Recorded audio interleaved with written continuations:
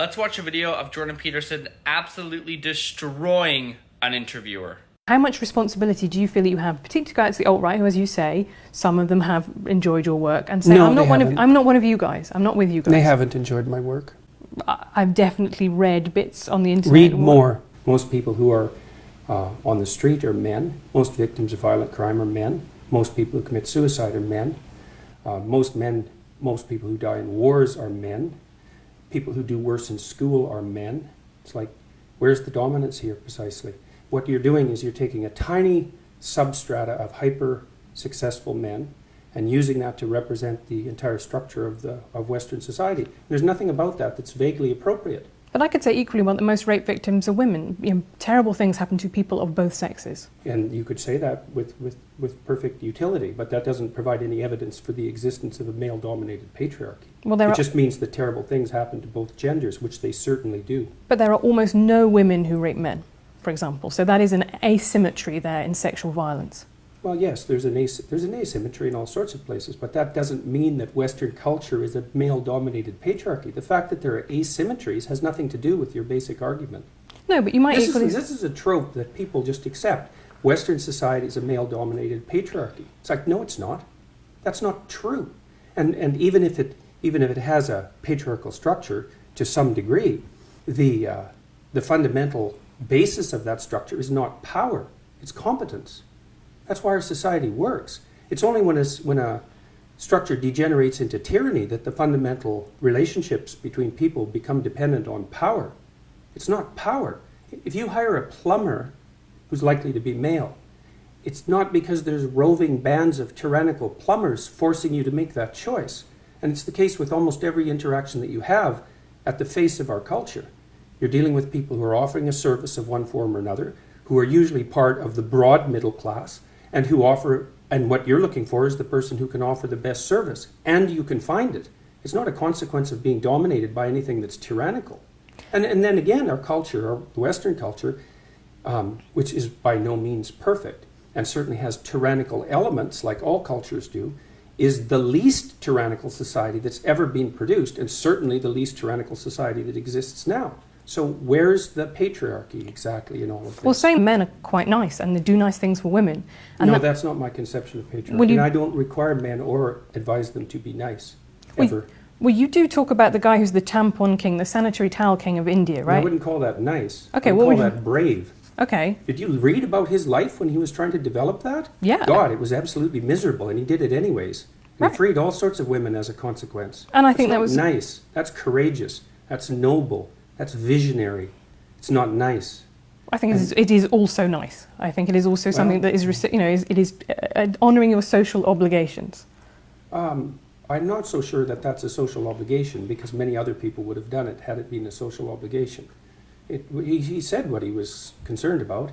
He saw that his wife was suffering with her monthly period and had to choose between feeding her family and taking care of herself properly, and chose to feed her family and thought he would do something about that. That goes way past nice, especially given what he had to suffer through to do all the experimentation that produced his eventual technology. So, this whole patriarchy thing, I think you have no idea how pernicious and dangerous it is. Look at what you have. Right. You live in the best society that's ever been created.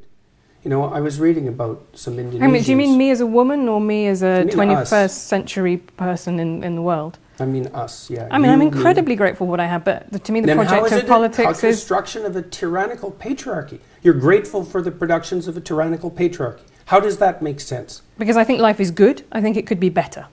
That's what being fine. a progressive That's a perfectly means. reasonable proposition. But that isn't commensurate with your claim that you're the beneficiary of a tyrannical patriarchy. Why not? How can it be good if it's the consequence of a tyrannical patriarchy? Tyranny isn't good, is it? I mean, that's the definition of tyranny. Something that isn't good, and yet it's produced all these things that you're grateful for. Like, doesn't that contradiction bother you? Where did what was good come from? I think I'm benefiting actually from a lot of things that I don't support, that are unearned privileges in my life. I think that's absolutely true. Like your job? Like I have a very good job. I had a loving family. Well, I don't think that's going to do the world any good, is it? That's a hell of a fine rationalization for your privileged position.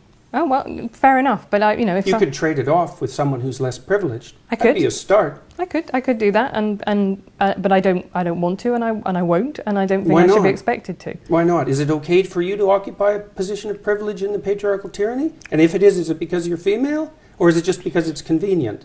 Let me tell you my political philosophy.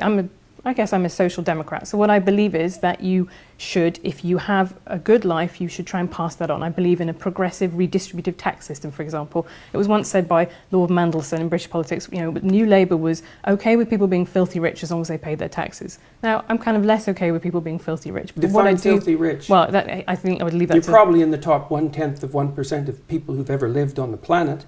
That would constitute filthy rich by historical standards. Okay, but I'm not so sure that I'm where is going the to line exactly? be able to help the Neanderthals at this point, really, by giving up some money. But this is my point, is that what I believe is, I believe in a structure in which people who have had a good life and had lots of advantages should pay that back, pay that forwards, which I think is the message that you preach as well, right? You have responsibilities. And if you've had, like us, a lot of advantages in life... Western civilization as a tyrannical patriarchy. But it's not purely a tyrannical patriarchy, That's for sure. Is it? It's purely not. Right. And that's exactly the issue. But why because would you deal with moral when you describe it as a absolutes anyway? tyrannical patriarchy, then you make a case that it's purely that. And that's exactly what's ungrateful. Why it's is- not purely that at all. Why It is has saying that its something corrupt has elements of this made That the isn't same what's as it being is said. purely that? That isn't what's being said. Merely to define it as a patriarchy implies unidimensionality.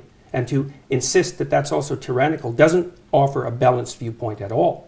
Well, I think that's probably where your disagreement comes with this, which is because I do not see it in that way. I do not see that as univariate at all. I see it as one Then element why of call many. it a patriarchy? Because it describes an overarching structure. Does it? Yeah. What if the patriarchy is fundamentally composed of women? Is it still a patriarchy? No, that would be a matriarchy. Would it? So let's say we take a patriarchal structure, like Yeah. the medical profession, and we fill it primarily with women. Is it then a matriarchal structure? What makes it a patriarchy to begin with? Is it the hierarchical structure? Is it the fact that it's mostly men? Is it the sociological structure? Or is it the fact that it's mostly men? Well, I think that's really interesting because male primary school teachers, for example, only 15% of them are men. And I interviewed some of them for my book. And you know what? They report exactly the same things that women do in male-dominated offices, right? They say, people have conversations that I feel excluded from. I feel stigmatized, like I shouldn't be here. People look at me askance when I say I'm a primary school teacher and I'm a man. They kind of reel back. We all make those implicit associations. And so if it is a structure that's dominated by women, then it's also a tyrannical patriarchy. I think in that case, then men have a way of, they should be able to complain about the fact that a very female-dominated office leaves them feeling out too. Yeah, feeling left out too. So how do we get something that isn't a tyrannical patriarchy? If it's composed of women, then it's a tyrannical patriarchy, and if it's composed of men, it's a tyrannical patriarchy. We're kind of out of options. Right, or you can have an office in which a blend of people of both So if sexes it's work. 50-50, then it's not a tyrannical patriarchy. No, not 50-50. I'm saying that people... 40-60. I'm saying that there is clearly, when there's only 15% of male primary school teachers, they do feel marginalised and excluded. So you think the defining hallmark of a tyrannical social structure is the predominance of one gender, and if that was relatively equalised, then all of a sudden it would be a free and open institution. I don't think that male primary school teachers are being tyrannised. I do think they are being marginalised, and I do think that they feel excluded and stressed So what do you do by about that. that? Well, this is what I mean. I think actually, and I'm surprised you don't agree with me on this, that actually having more male primary school teachers would be a really good thing, because boys need role models, actually, particularly boys who don't have a father figure in their life. That's really important for them, to have a stable adult who shows them what it's like to be a man around the place. Could be, but you shouldn't achieve it as a consequence of preferential hiring. No, I don't think it would necessarily need to be preferential hiring. I think it would probably be about making that job, breaking down the stigma to entering that job. I think teaching is a really interesting example. It was seen at the turn I of... worked in daycares when I was 18, 19. Right. There were no men in it. And how did that make you feel? I loved it. Yeah. The kids, I used to wrestle with the kids, which of course can't do now because everybody knows that would just be a catastrophe. And I used to draw them pictures of monsters and they'd line up for that. And I liked working with kids quite a lot. And I didn't care whether it was female-dominated. I've been in female-dominated my professions my whole life. Right, I think... I haven't felt marginalised as a consequence. Well, then you have been lucky, and I have talked to people who have Might be luck. the opposite. Might be careful conduct as well. Explain that more to me. Well, why would you assume that it would be luck? Well, if I say that there is a statistical analysis, and I've talked to a broad range of people, and you would always expect outliers at either end. Some people have had a really terrible time. Some people have had a really brilliant time. Yeah, well, Everybody else in the middle. one of the things that I've strived to do is not to become resentful. Well, okay, that's very good. I have to say that your Twitter feed does not give me that impression. You come across as somebody who takes criticism very much to heart. Is that true? I don't think you have any grounds for that suggestion. I mean, you've seen my interviews online. If I was someone who took criticism at heart, I'd be in a lot more trouble than I am now. In what way? Well, I've been criticized endlessly for 2 years. I've been in scandals. I've probably been in, I don't know how many scandals in the last 2 years, and had unbelievably contentious interviews with journalists online, on TV, on radio, in podcasts. If I was someone who couldn't tolerate criticism, the evidence for that would already be clear. Twitter's a strange social network. I've kind of pulled myself away from it. So it's not an easy place to conduct yourself with as much grace as you might. And I think it sort of rewards impulsivity because maybe it's because of the constraint on characters or something like that. So I think that people tend to show their worst on Twitter, and some of that's a consequence of the structure of the technology. I think I certainly agree with you. I think that's something that we agree on there. I think people are rarely at their best on Twitter. No, and I pulled myself away from it quite a lot in the last month, mostly to see why. I kind of kept an eye on Twitter, all the social media networks for the last few years, partly to see, well, I'm trying to monitor what's happening around me, I suppose, is probably the right way of thinking about it, and to see if I'm making mistakes and how they might be rectified. But I don't think Twitter's been good for me, and I don't think the reply function on Twitter is useful, and I think the fact that so many people on Twitter are anonymous is not a good thing at all. Do you think you'd be less angry if you went on Twitter? That's something I think quite a lot. I would come into contact with less things that annoyed me on a daily basis. Oh, I think there's no doubt about that. Yeah. I think that's definitely the case. And I've talked to other people who've pulled back from Twitter and experienced the same thing. I don't know what it is exactly, but there's something about Twitter that seems to really heighten the desire of people to be provocative. And maybe it's the case that only people who are feeling irritable respond. We don't know, like if you put up a post and 1,000 people read it, certainly 1,000 people don't respond. A few people respond. Well, maybe it skews way over to those people who had a bad day. Like, we have no idea, right? Because it's a communication channel that no one understands. We're not evolved to understand it. We're not evolved to use it. We can't interpret it. Plus, you're interacting with random strangers, which is something you never, ever do. And it's never the same set of random strangers. And you don't react to Twitter like it's random strangers. You react to Twitter like it's a person that you know. And it isn't. You write in 12 Rules for Life about having had violent impulses that you didn't act on. And I think in Maps of Meaning, you elaborate on that. You say you fantasize about stabbing a classmate in the neck. And you're very clear about the fact that you never, ever thought that you would take those seriously. But it just does make me think whether or not, are you somebody who thrives on anger, who finds anger to be something that they need in their life, that they find motivates them to do the things that they need to do? Those are two different questions. Okay, you can answer them both. One is whether I thrive on it, and the answer to that is most certainly not. So I actually don't like conflict. Then how have you ended up doing this as a job, which is arguing with people, right? Just because no, that's not my job. It's not to argue with people. Okay. So my job is to not do things that I don't think I should do. Right, and my government made the mistake of assuming that compelled speech was acceptable as long as it was motivated by hypothetical compassion.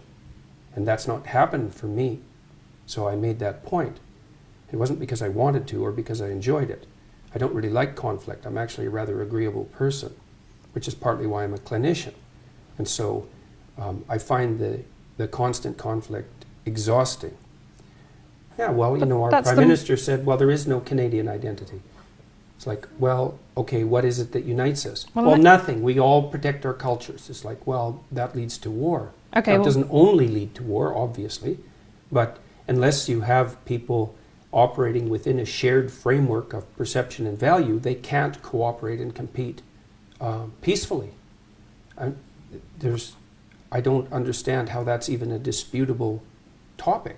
That's how you organize people. Okay, around a I shared think set of if that's what visions. he said, that's what Trudeau said, that is a dumb thing for the Prime Minister of Canada to say when you are Prime Minister of Canada. I Yeah, you might say that. would agree all right. much more with what Barack Obama said when he said, I'm trying not to make a red states America or blue states America or white America, black America. I'm trying to make a United States America. That to me Yes, is... the Democrats are very good at that. Well, they try... Played identity politics for the last 20 years. All they've done is inflame tribal tendencies, as far as I can tell. So he can say that, but it isn't obvious that it's the case. And it's not obvious to me at all that one of the consequences of Barack Obama's presidency was a reduction in racial tension in the United States. No, I wouldn't agree with that either. I think a lot of people found having a black college-educated professor very alarming and threatening to their idea of themselves as the dominant group. To stop them from voting for him twice. No, that is very true. But again, it's fundamentally true, right? It's really the crucial issue at hand here. No, but he built a big coalition of white, well-educated liberals and people of colour. I mean, that is the Democrat electoral... Well, how do you explain the rise of racial tension in the United States then?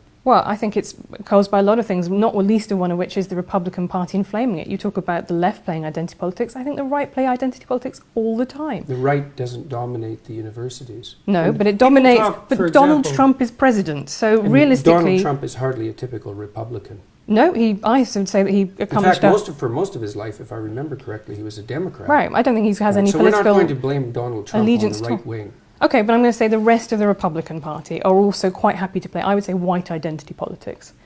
They did not dump him as their candidate when he said, Mexicans, they're not sending us their best people here, they're rapists, right? The whole idea of the United States, it said, I think a beautiful thing, all men are created equal, but it meant men, and it meant specifically white men. Women and black people could not vote.